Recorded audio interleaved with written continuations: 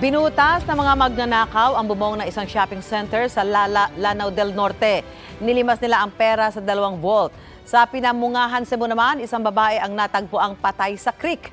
Narito ang unang balita.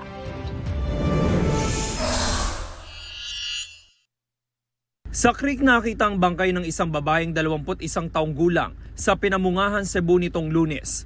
May nakita mga pasa sa kanyang katawan. Base sa imbestigasyon ng pulisya, galing sa sayawan ng biktima at kanyang mga pinsan bago nangyari ang krimen. Habang pauwi, humiling umanong isa sa mga pinsan na makipagtalik sa biktima. Nang tumanggi ang biktima, sinuntok at sinakal umano siya ng sospek at saka hinalay. Nagsasagawa pa ng autopsy ang pulisya sa bangkay. Agad namang nahuli ang sospek na maharap sa reklamong rape with homicide. Wala siyang pahayag. Sa Oton, Iloilo naman, nahuli ka mapagkakasagasa ng isang modern jeepney sa mag-inang tumatawid sa highway sa Barangay Poblacion South. Nakaladkad pa ng jeep ang mag-ina.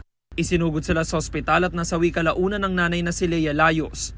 Nananatili sa ospital ang 17 taong gulang na anak.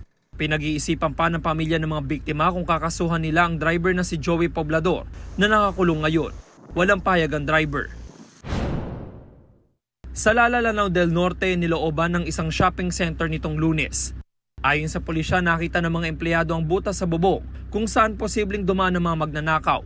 Sinira ng mga salarin ng 2 vault ng tindahan gamit ang mga paninda sa hardware section. Sira din ang isang exit door. Inalam pa kung magkano ang perang nalimas. Tinitingnan din kung inside job ang nangyari. Tumanggi naman magbigay ng pahayag ang pamunuan ng shopping center. Ito ang unang balita. James Agustin para sa GMA Integrated News. Mga kapuso, para una ka sa mga balita, mag-subscribe sa GMA Integrated News sa YouTube. Sa mga kapuso abroad, subaybayan niyo po kami sa GMA Pinoy TV at sa www.gmanews.tv.